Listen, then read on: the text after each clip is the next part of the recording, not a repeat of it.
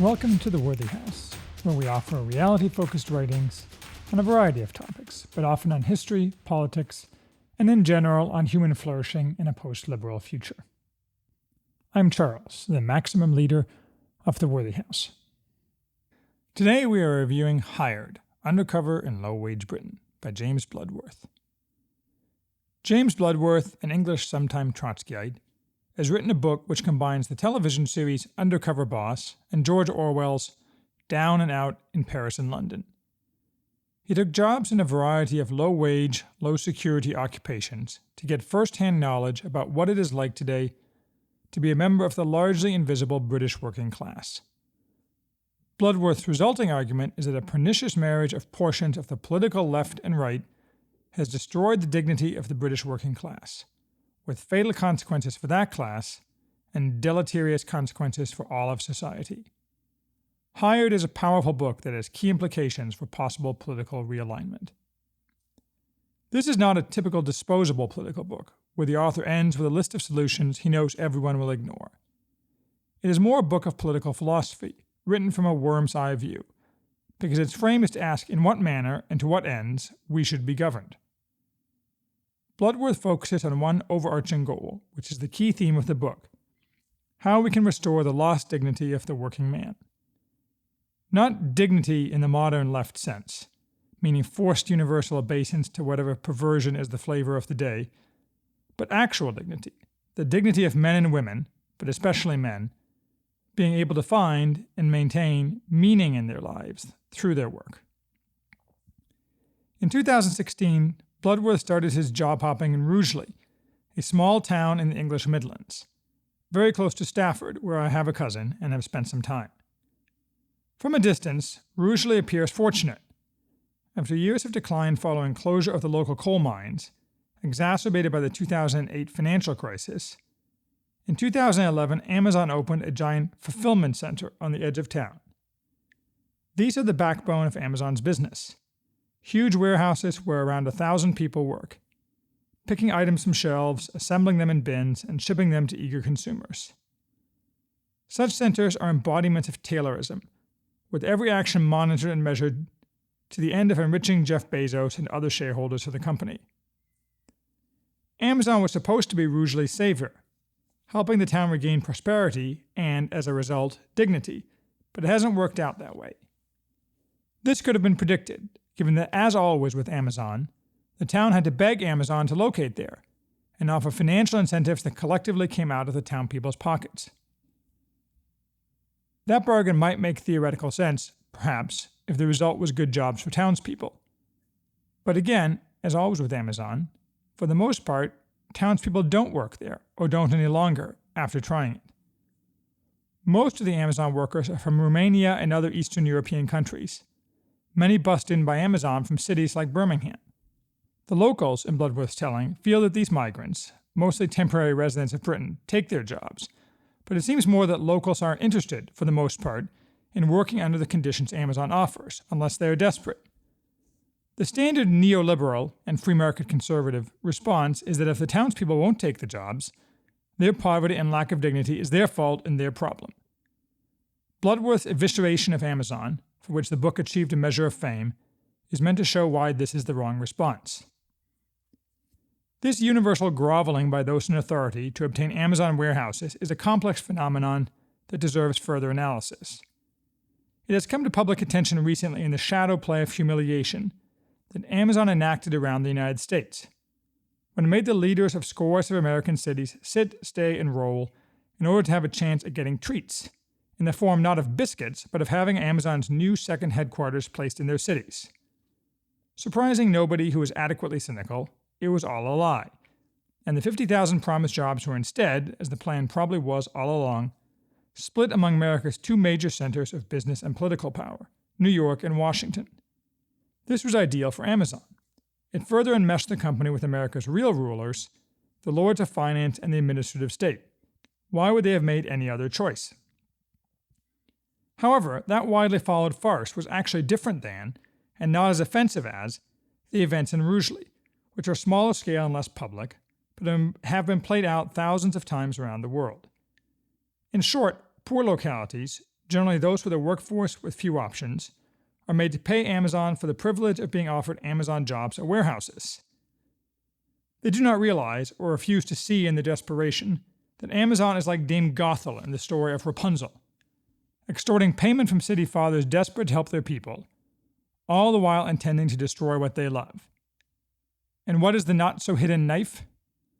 Unlike Amazon's headquarters jobs, these jobs aren't good jobs. They're nothing like the old jobs of the English working class, and they do nothing to restore the social web into which the working class was woven and on which it relied. How the new jobs are inferior ranges from the most basic, no training or skills that improve the lot of the worker, to the spiritual, constant petty humiliation, to the complex, total insecurity of the jobs. With a deft writing touch, Bloodworth draws what seems to be an accurate picture of Amazon, which also has, like most big corporations today, a weird Stepford Wives vibe. Socialist realism has mutated into rosy corporate uplift. Feel-good slogans were plastered across the interior walls of Amazon's warehouse next to photographs of beaming workers whose radiant countenances proclaimed that everyone at work was having a wonderful time. "We love coming to work and miss it when we're not here," declared a life-size cardboard cutout of a woman named Bez. So, then, to what social end do these men and women slave at Amazon? In order that others in society can get cheap consumer goods quickly, served by an invisible army on the fringes. I'm as guilty as anyone, of course. Multiple times each day, a van pulls up our long driveway, slowing for the speed bumps I installed to protect the children, and passing the "no trespassing" sign showing rifle scope crosshairs and "you are here." Sometimes it's a painted Amazon van, other times a U-Haul rented hourly by the driver. The driver, often an immigrant, Hispanic or African, hustles to the door of my large house and drops a cardboard box with a single book, most often, or some other consumer good, and then hustles back. I'm used to it, but like the internet, we think it's essential, when the reality is we got along fine without it, and maybe we were all better off. Bloodworth draws a disheartening yet sympathetic picture of Rugeley, focusing on the breakdown in its social fabric, which, to be fair, began long before Amazon. Noting the ubiquity of advertisements for private detectives, probably the British equivalent of the disgusting amount of plaintiffs' lawyers' billboards we have in America, he draws a line between commercialized suspicion and atomized consumerism. Fidelity and faithfulness have been slowly chipped away by more ephemeral, market-driven principles promising instant gratification. For working-class communities, this adds yet another layer of impermanence to an already secure existence, especially for those men whose sense of masculine inadequacy is reinforced by the lack of any purposeful employment. Before we get back to Amazon, let's unpack this, because it is important to understanding Bloodworth's book and where it fits into today's political landscape. First, the backdrop, the key assumption that drives Bloodworth, is that what the working man needs most of all is real meaning. The creation of dignity through work, dignity both in himself and in his role and position in society, among his family and his peers. Second, Bloodworth believes that the recent past, a few decades ago, was not some hell of intersectionalist oppression, but a time when the English working class had acquired that dignity, now lost. Speaking of a typical worker 50 years ago, Bloodworth says, "He may have hated his dull job as a lathe worker in a Nottingham factory, but he could at least take a day off now and then when he was ill. There was a union rep on hand to listen to his grievances if the boss was in his ear. If he did get the sack, he could usually walk into another job without too much fuss. There are local pubs and clubs at which to drink and socialize after work." In other words, the working man had meaning and was integrated into society. He had a place, and that place made him feel a man. The need for meaning, which in practice for most men can only be derived from productive work, is one reason why universal basic income, or trying to achieve a post-scarcity future, or any social policy that removes the need to work, is problematic. Men far prefer a dangerous job with camaraderie to lethargic, pampered ennui. And moreover, it was from some camaraderie, combined with strong families made possible by good jobs, that the tendrils of critical social networks that built the societies of towns spread. All that is gone now, including, Bloodworth notes more than once, the working men's social clubs, gone like the bowling leagues Robert Putnam wrote about in Bowling Alone, and like all the other intermediary institutions that once made towns strong. The focus here is very much on men. Women, of course, mostly derive meaning not from jobs, but from children, family, and social relationships. And to deny this is to beclown yourself, since it is self-evident and self-proving. But meaning for women is also destroyed when the social web of a town is destroyed. So how did we get here? Bloodworth says the working class was demolished by the 1-2 punch of Margaret Thatcher and Tony Blair. More precisely, Bloodworth ascribes the beginning of the end of this world as 1984, when Margaret Thatcher broke the coal miners' unions. Now, for years I was told by conservatives, and I believed, that Thatcher was a heroine, but in retrospect that is at most half true. Zombie Thatcherism is no more desirable than zombie Reaganism. Certainly, Thatcher helped Ronald Reagan end the Cold War, and her actions in the Falklands War were also admirable, though her encouragement of the 1990 Gulf War looks less admirable now. But her economic program, efficient as it may have been and in keeping with Chicago school doctrine, may well have been responsible for the current miserable state of the British working class.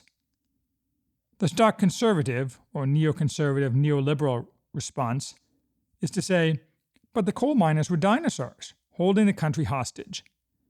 And maybe they were, but that does not explain why they, and their entire class, had to be given to the fire, except as a way to remake society, clay ground to build the atomized globalism of cool Britannia. Of course, they were betrayed by labor, too. As Bloodworth notes, the hollowed-out response of Blairism was not to tame capitalism, but to offer a palliative of consumerism to those who sweated to make the wheels turn. Neoliberals such as Blair and Theresa May would never actually champion the working class. They worship their globalist European masters and rely on Chinese debt to keep the wolf from the door. Thus, when the working class no longer had either economic or political power, and had no chance of getting it back, unemployment, or underemployment, rose as the good jobs disappeared. For those who still had jobs, security disappeared and wages dropped.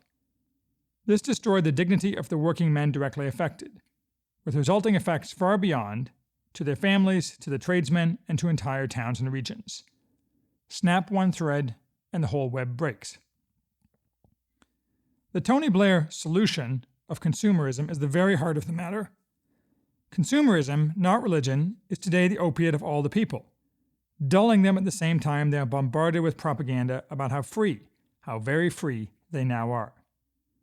Bloodworth astutely ties overt consumerism to other manifestations of the same belief system, such as the omnipresent, thought-terminating cocktail of uplift found in TAT with slogans like, "Keep calm and drink Prosecco," or "Dream it, live it, love it," identifying it at root a call to stop thinking. Another manifestation is, as Bloodworth talks about when driving for Uber in London, continual selling of and celebration of freedom and autonomy that is really neither, but enslavement to vice and dopamine hits derived from clicking buy. This claim that we are all now free dovetails so tightly with the zeitgeist that none think, or perhaps none dare to think, whether the philosophy being sold to them is a scam. And on those rare occasions they are criticized for offering consumerism to those without dignity, oily men like Blair offer bromides about increased social mobility, which means enabling those with talent to leave their towns and people behind, to become global citizens resident in cool Britannia, riding metaphorical airships above the teeming masses. What is certain in all of this is that no restoration of working-class dignity is on offer. From the perspective of the identity politics harpies who dominate the American left, I am not sure about the British left, cawing about intersectionality and inclusion, Bloodworth must seem a great sinner for believing that dignity for everyone is important, that dignity does not derive from emancipation from supposed oppression, and for recognizing the differences between men and women. He repeatedly flies his sinner flag high, too, for example, favorably quoting a Welshman's complaint that a man cannot support his family on £30 a day, and complaining that the new masters were no longer wicked men in top hats, but men more likely to unbutton their shirt collars, roll up their sleeves, and wax lyrical about diversity. Enough of this, and it's pretty clear Bloodworth has no use for the diversity and inclusion crowd. This is not really surprising. One sees this inadvertent buttressing of reality, particularly of sex differences, quite frequently in books that focus on the working class. because the problems discussed are rooted in reality. And if you live in a pretend reality, as the identity politics people do, you can't actually understand, much less improve, the lot of the working class. Bloodworth, however, struggles with the working class attitude to migrants, whether Eastern European or Asian. Being a realist, he recognizes that British culture is being, or has been, destroyed, and in part it is the result of migrants. No doubt if he were being honest, he would mean the Asians, since they stay and have a lust for domination, while the Eastern Europeans leave, for the most part. It is untrue to say that a distinct English culture does not exist. Those who engage in this kind of self-flagellating talk would be in your face if you ever suggested that, say, Jamaica or India did not have their own distinct cultures and ways of life. But he accurately identifies that capitalism, in the form of neoliberalism, is equally to blame. He frequently criticizes the destruction of the high street, what we would call Main Street, in every English city and town, with local shops replaced by McDonald's and ticky-tack discount stores, such as B&M, which seems to be the rough equivalent of Dollar General, or perhaps a hybrid of that and Walmart. Good jobs are now replaced by working for places like B&M, which has the same defects as working for Amazon. Compounding his sin, Bloodworth attacks the Aurora brothers, Indian owners of B&M, as one of the contemporary success stories of liberal politics, by which he means their success allows liberals to feel good about multiculturalism and ignore the destruction wrought, and that the new boss is, whatever his ethnicity, the same as the old boss. According to Bloodworth, the workers at B&M, at least in Blackpool, did improve their lot through unionization, which apparently in England only requires getting a vote of 10% of the workforce, after which conditions, anecdotally, improved. Whether conservatives should support unions, other than of government workers, which should never be allowed, is an important question, but this review is long enough already. Back to Amazon. If one has to pick the most pernicious element of Amazon, it is that the company offers no job security to the vast majority of workers. You have what they in England call a 0-hours contract, meaning you may not be paid at all since you are only paid for the hours the company chooses to employ you. Even if you are given work, the algorithm penalizes you for not picking enough items per hour, for being late, for being sick, for taking too long a bathroom break, even when the bathroom is hundreds of meters away. If you get 6 points, you are fired, what they call released. Implicit in the 0-hours contract, but distinct as a concept, is a job characteristic that is true of most American jobs, but much rarer in the rest of the developed world. At-will employment, meaning the employee can be fired at any time, for any reason or no reason, with no recourse against the employer. And he can quit at any time without any recourse against the employee. Bloodworth paints 0-hours contracts as the tool of the devil. On the other hand, I employ hundreds of people, all on what amount to 0-hours contracts, and I have extremely low turnover, therefore presumably a happy workforce. The difference is I offer work that is functionally guaranteed, 40 hours, where new unskilled employees start at nearly double minimum wage, with much voluntary overtime available, paid at time and a half. For me as an employer, the key benefit of 0-hours contracts is not the ability to shrink hours, but the at-will employment. Without that, I would risk the inefficiency and disruption that a contractual dispute, or some government or union functionary demanding payments, would cause if I fired an employee, which has to be done not infrequently. The safety net for my fired employees is unemployment payments I make. As is not well known, unemployment is paid by the employer, though checks are written by the government, making it appear like a government benefit. Thus, at-will employment is not an inherently awful system. In the British context, and even more in other European countries, it is nearly impossible to fire a worker. Presumably, when unions were strong, much the same thing was true. At-will employment has the legitimate purpose of reducing the risk to a company of making new hires.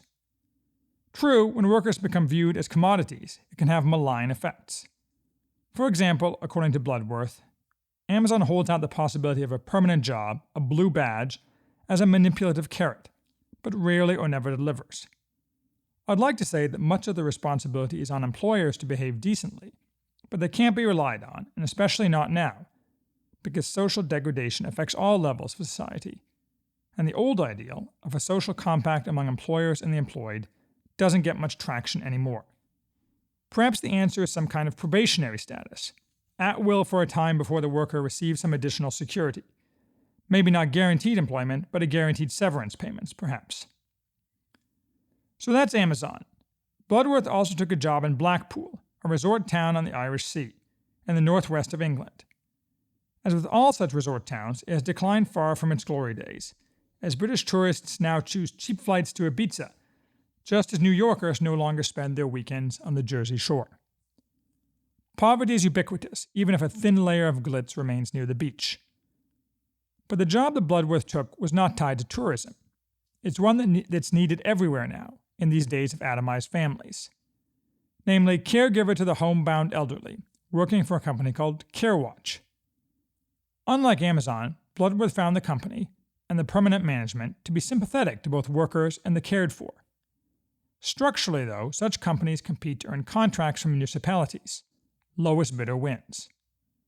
Therefore, it's a race to the bottom, where workers are paid minimum wage and speed of throughput of the care itself is critical to the business model. Incentives have consequences, and the result is at best hurried and mechanical, and at worst deficient care. In an echo of the dignity that the working class has lost, elderly people are degraded by the system, even if their basic needs are met. Still, there is something wrong with this picture. Bloodworth gives as the weekly minimum to be spent on residential care of older people by the government as £554, or nearly $40,000 a year, per person. Yet in his telling, the average old person gets a few 15 or 20-minute visits a week. Where is the rest of the money going? Probably not to the profits of CareWatch. Administrative costs? Government bureaucrats? Require group self-hate sessions to explore the evils of Islamophobia? I don't know, but somebody does, and I'd like to know. Bloodworth also doesn't examine why this industry is even necessary, except to mention that, for a harried and stressed out working age population, a pressure to make ends meet by toiling away for longer and longer hours makes it increasingly difficult to take the time to look after parents and grandparents. This strikes me as simplistic, and the actual problem much more complex in its causes. There is no evidence I know of that people are working longer hours overall. In fact, in the UK, as in America, the percentage of people in the workforce has been declining, so more people are working no hours at all. Some of that is due to retirement, but much is due to people permanently leaving the workforce and living off government support. But those people aren't real interested in tending their elderly parents and grandparents. When emancipation and personal freedom have been preached at you your whole life, and the need, indeed the absolute right, to be free from any unchosen obligations, why would you? Plus, isn't doing so the job of the government, as we know from Obama's infamous Life of Julia campaign commercial? Another part of the problem is indeed tied to the amount of work, though not to increasing hours. When living decently requires two incomes, it is no longer possible to maintain an extended family, and only an extended family can easily care for the elderly. Thus, a key element of this problem is the two-income family, where the wife is told she must work, but falsely told she can still have it all. Here Bloodworth faced another burden that the working class deals with, becoming enmeshed in a Brazil-type bureaucracy. His job required a criminal background check, done through the government, which often takes many months. Employers don't keep the jobs open waiting for slow results to get back, so those unlucky enough to be caught up in the gears often never start jobs they are hired for. Bloodworth, in fact, never got his results, so he was only allowed to work as an assistant to an accredited care worker and was never paid. This is closely tied to poverty is a thief of time, that the poor spend a great deal of time waiting on everything from buses to government functionaries and lack the tools that make the better off more efficient, from their own car to their own printer. He ascribes the problem to budget cuts in government services. Far more likely is that this is just the typical workings of an unaccountable, all-powerful bureaucracy taught to regard those it supposedly serves as its slaves. The focus here is less on the job, though it's grueling and spiritually draining, most of all in the inability to really help, and more on the people of Blackpool. Bloodworth sleeps outside in the company of a homeless man, noting that, again, the loss of dignity is among the worst aspects of being homeless. Not only is begging degrading, but passers-by deliberately degrade the homeless, sometimes by attacking them physically or by lecturing them on their moral failings as a condition of granting them money. While I agree with much of this, the story is a little too pat. Not one word is mentioned of mental illness, the most common cause of homelessness in the United States, and presumably a major cause in the UK. Nor is drug addiction, the cause of nearly all the remainder of homelessness, mentioned. Instead, Bloodworth's companion is a cancer patient who lost his ability to work and his job as a painter when he tried to commit suicide by jumping, survived, and spent a year in the hospital. And the reason he's homeless is because he has to wait 8 weeks after applying to start getting government payments. So while homelessness is a problem, neither lack of work nor lack of government benefits is its cause, and solution is totally other, making its insertion here somewhat beside the point. The book does have a few quirks, especially for Americans. There are lots of Britishisms. I had to look up that GIRO was slang for government welfare payment, and terms like job seeker's allowance.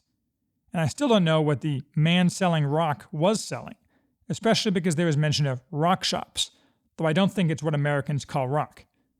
Moreover, Bloodworth does have blind spots resulting from his position as a man of the left. For example, he falsely claims that in Britain, should you misspeak, you will not receive a knock at the door in the middle of the night. That's true if you're left. But tell that to the thousands arrested every year, some jailed for years, for blasphemy, for saying anything negative about Islam, or for pointing out that men can't actually choose to be women, or suggesting the homosexual agenda might not be ideal for society. Sure, the technical description is hate crimes, but it's simply blasphemy. The British make these arrests for mere speech, something Americans find hard to grasp. In 2016, UK police arrested 3,300 people for online hate crimes alone, a 50% increase from 2 years before, and you can be certain 100% of those arrests were tied to one of those three categories. Nobody gets arrested for insulting Christians. And last year, the Yorkshire police publicly campaigned that non-crime hate incidents be reported so they can be stopped. This is why Americans want to keep their guns, so they can deal directly with evil people similar to the Yorkshire police if they arise in America. Bloodworth ends up in London driving for Uber. Here he shows what is already pretty well known. Uber, platform capitalism run on Randian principles, offers little to its drivers, pretending to offer them freedom while rigidly controlling them, a peculiar sort of freedom, atomizing like all the rest of the jobs Bloodworth works. He contrasts this with bicycle couriers, who really do work for themselves, and while their job is risky and not particularly well paid, have a camaraderie and social network more akin to the working class of old, though the app-based gig economy is making inroads here too. When I was a big firm lawyer in Chicago, I always used to say, with all seriousness, that if I ever decided to take a dramatic turn in life, my next job would be as a bicycle courier. I would have been good at it, since of the triathlon sports, bicycling was always my strong suit, and I have extremely good reflexes and high risk tolerance. But I'm probably too old now. And London, shiny on the outside, is a hellhole of gross inequality. The author does not offer any pat solutions, although he clearly thinks stronger unions would help. But as with his job mates in the call centre in South Wales, there's little interest in such labour solidarity among workers. The biggest problem with any possible solutions, methods to help restore working class dignity, is that loss of such dignity may be, and in fact probably is, a one-way ratchet. Once you have stripped the people of their dignity, you cannot simply flip a switch to turn it back on again. They have since sunk into various vice, some overt, like drink and drugs, and others hidden, but even more debilitating, such as a complete change in mental attitude. Most of the degraded working class would struggle with fitting into the old jobs, with their limitations and demands. A binding web binds all parties, and the degraded have been preached autonomy as their prime directive. Bloodworth notes that when work gives you no meaning, and you cannot otherwise derive meaning, cigarettes, drugs, and alcohol become more attractive, merely for the promise of any kind of emotional kick. These things become necessities, in a way incomprehensible to those with more money and stability, yet ones which reinforce the lack of dignity of the user. As Bloodworth also notes, poor people are fat for similar reasons. It's false that McDonald's is cheaper than healthy food, or that healthy food takes too long to prepare. It's that food which is bad for you is a comfort. How all this could be reversed is utterly opaque. Bloodworth is at pains to push back against the common view, or what he says is the common view, that poor people are the way they are because of their moral laxity or their irresponsible life choices. But sometimes that is true. Hence the old and necessary distinction between the deserving and undeserving poor. I've always bought into that, since it's reality-based, But upon reflection, perhaps it suggests black and white distinctions are always possible where they are sometimes not. Is a drug addict who fell into drugs because his dignity was shattered and his father's dignity was similarly broken, and neither could get any support other than a government check, truly undeserving? And what of the tattooed slattern who works 15 hours a week, supplementing the dole, in order to have enough extra money to pay for alcohol on the bill for her mobile phone? Is she deserving poor just because she manages to get out of bed a few days a week? I think the problem is that the source of aid dictates how accurately the poor can be classified. We mostly view assistance as government financial aid and debate who is deserving of that aid. When the impersonal and sclerotic government is in charge of deciding who gets aid, that is, who is deserving, it has no subtle means of determining who is deserving. Perhaps we need to restore judgment and condemnation, the type that was used to make subtle distinctions when aid was privately administered, through churches, mutual aid organizations, working men's clubs, and unions. Only such organizations, close, and sometimes too close for comfort, to those asking for aid, can make the judgments as to who is deserving, and if necessary, set conditions and enforce reform on those who are undeserving, in a way it will always be impossible for government functionaries to do, even if they were not ideologically opposed to making judgments. I think that under my political program, foundationalism, all charitable aid will be taken out of the hands of governments, and given, on the principle of subsidiarity, to private organizations, who will be tasked with rewarding virtue and punishing vice. There will still be government action focused on the poor, however. This is simply for charity. Yes, this will result in severe restrictions on autonomy for the recipients. That's a feature, not a bug. But it will also result in the ability for most of the poor to get their dignity back, especially if coupled with other political changes. More broadly, what can be done depends on who rules, not Tory or Labour or Republican or Democrat. All those parties are the problem. None represents the working class in any way. The left's primary divide today is between neoliberals and worshippers of identity politics, neither of which has any use for the working class.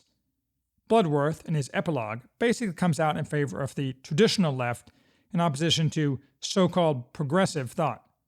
The latter, he says, are more likely to demonstrate at the Israeli embassy than be seen on a picket line. But the traditional left has no real power, at least not at this moment.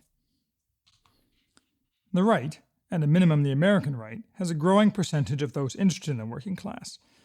Bloodworth's story is mostly indistinguishable from those told by conservatives like Tucker Carlson and Oren Cass, after all, and Trumpism intermittently brings working class needs to the front. But nothing has been done by the right for the working class either, although a new willingness to threaten tariffs and halt illegal immigration is a start, and Oren Cass has recently offered some excellent specific ideas. What we have now is the opposite of human flourishing. There is something here to help us turn the other way. A potential alliance between realist leftists focused on improving the lot of the working class via class consciousness, and conservatives similarly focused, even if class solidarity is not the frame. I'm not sure how far this could be taken.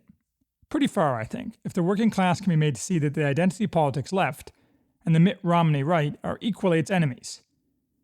Incremental steps and empowering localities, while smashing the power of companies like Amazon, are probably the best way to get started and to see what can be done.